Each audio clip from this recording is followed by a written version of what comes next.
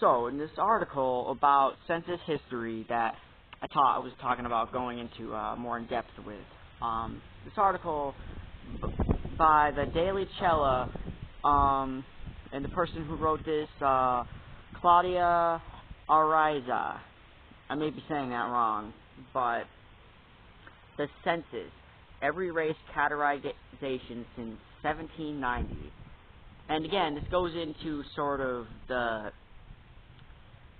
how, like, Latin American people aren't really, like, they don't know, the people in power don't really know where to put them and categorize them, you know, because it's just the arbitrary illusion of race and yada yada, that type of debacle that people have.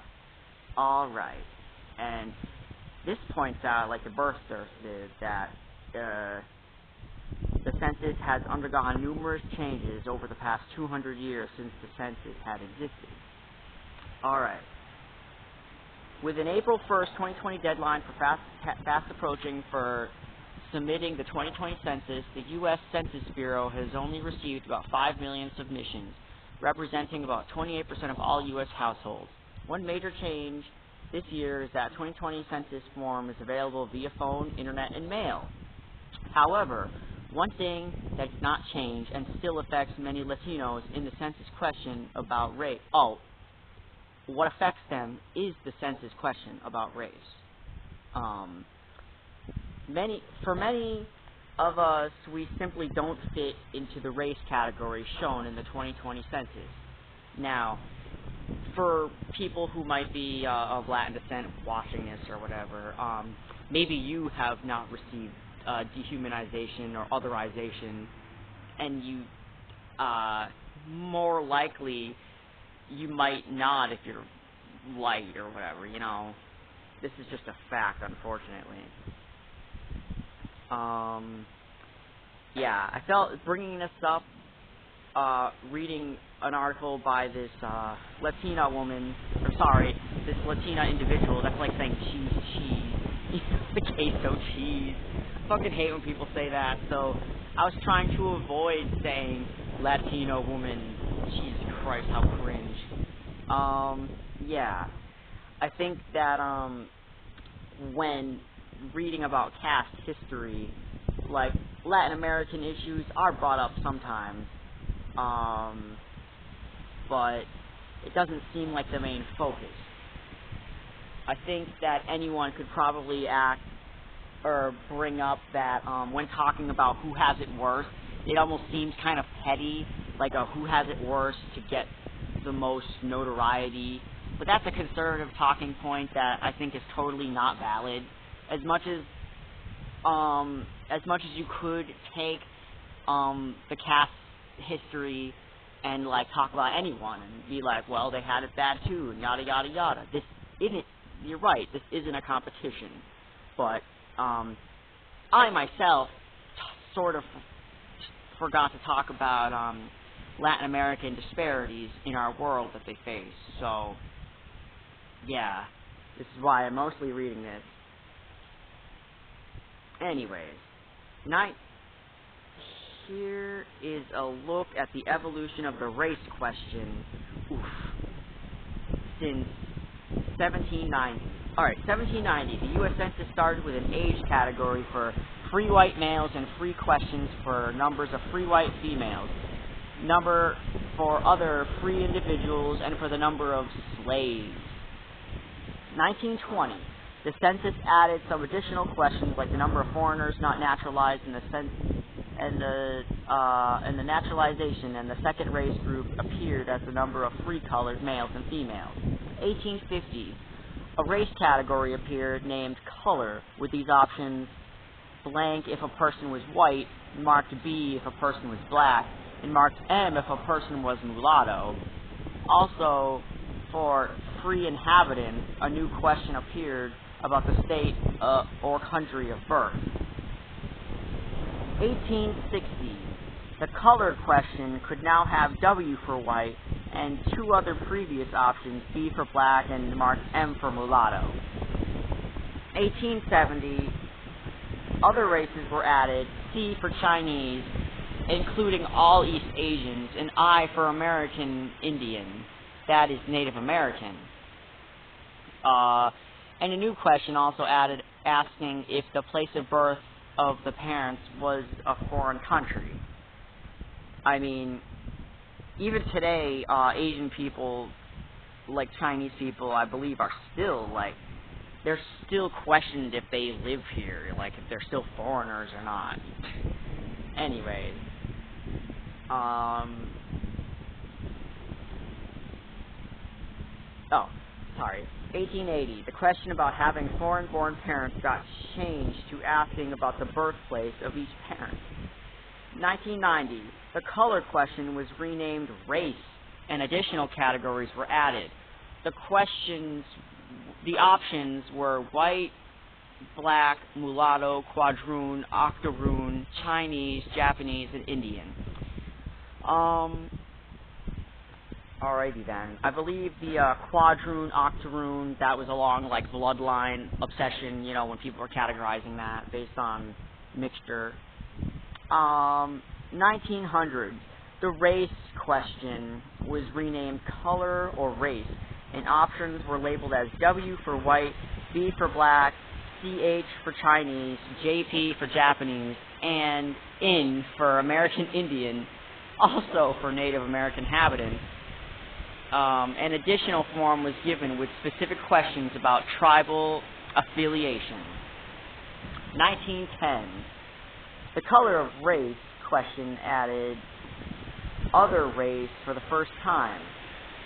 Yeah, the color of race question added other race for the first time. The options were W for white, B for black, MU for mulatto, CH for Chinese, JP for Japanese, Indian for Indian American, and OT for other races. Okay. 1920. There was no separate census survey for Native Americans or the questions about tribal affiliation. 1930s. A separate census survey for Native Americans was brought back, and the color or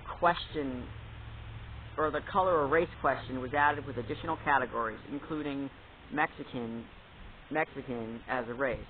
The options were W for white, NEG for black, MEX for Mexican, IN for American Indian, CH for Chinese, FIL for Filipino, HIN for Hindu, KOR for Korean, and all other races were to be written out in full. I imagine this was based on turmoil of people having a say and speaking out and causing like anxiety at first until they were like, alright, let's just shut them up and give them what they want, you know, representation. Okay. However, census surveyors were given the special instruction for mixed individuals, such as 1. A person with white or black or Native American ancestry was to be recorded as black. The exception is unless the person was considered to be predominantly Native American and accepted as such within the community. 2. I've read this or heard this, but Native Americans, to my knowledge, didn't get the one-drop rule discrimination added to them. Considering, like, despite the decimation, I think there's this, like, vibe we get still from the past of how Jefferson treated them and, like, the outlook. But, yeah, they were kind of, like, mulled over, like, literally bulldozed over as we cemented our caste system over them. So even though they ended up in the Census Bureau eventually, you know, because they exist, this is their home that we took, yeah, for the most part, they were sort of left out of the caste system. And despite Jefferson's outlook on them. 2. A person with both white and Native American ancestry were to be recorded as an Indian, except unless the Indian lineage was very small and the person was accepted as white within the community. 3. For other cases in which a person had white and some other racial lineage, the person was to be reported with other race in full. And 4. Individuals with minority interracial lineages used the father's race as the response. That makes sense, since Greek times, at least until Aristotle said something that women were just the incubators and they didn't really add anything. They were just, they doth just take the seed or whatever. Yeah, that quote's pretty weird. Alright. 1940. There was no separate census survey for Native Americans or the question about tribal affiliation, but the separate household census was given for about 5% of the population to capture additional questions.